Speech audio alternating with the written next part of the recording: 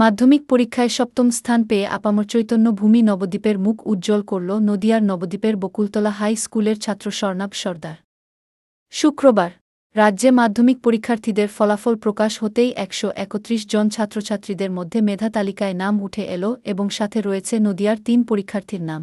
অপরদিকে মেধা তালিকায় থাকা নদিয়ার ৩ পরীক্ষার্থীদের মধ্যে স্থান করে নিয়েছে নবদ্বীপ বকুলতলা উচ্চ বিদ্যালয়ের ছাত্র স্বর্ণাভ সর্দার। শুক্রবার দুপুর প্রায় ১:৩০ নাগাদ স্কুল ভবনে প্রধান শিক্ষকের পাশে দাঁড়িয়ে ভবিষ্যতে কী পরিকল্পনা রয়েছে তা জানালেন স্বর্ণাভ সর্দার। রাজ্যের মধ্যে সপ্তম স্থান পাওয়া ১৭ জনের মধ্যে নবদ্বীপ বকুলতলা উচ্চ বিদ্যালয়ের মেধাবী ছাত্র স্বর্ণাভ সর্দারের প্রাপ্ত নম্বর ৬৯১। ৪টে বিষয়ে পেয়েছে ১০০ নম্বর। তবে নবদ্বীপ বকুলতলা উচ্চ বিদ্যালয়ের মেধাবী ছাত্র স্বর্ণাভ সর্দারের এই সাফল্যের পেছনে রয়েছে স্কুলের হেডমাস্টার সহ অন্যান্য শিক্ষক সহ ৭ জন গৃহশিক্ষকের অবদান। মাধ্যমিক পরীক্ষায় সপ্তম স্থান পাওয়া স্বর্ণাভ সর্দার জানান, পড়াশোনার পাশাপাশি ড্রয়িং করতে সে ভালোবাসে। খুশি, পরিবারে খুশি, স্কুলের শিক্ষকরাও খুশি।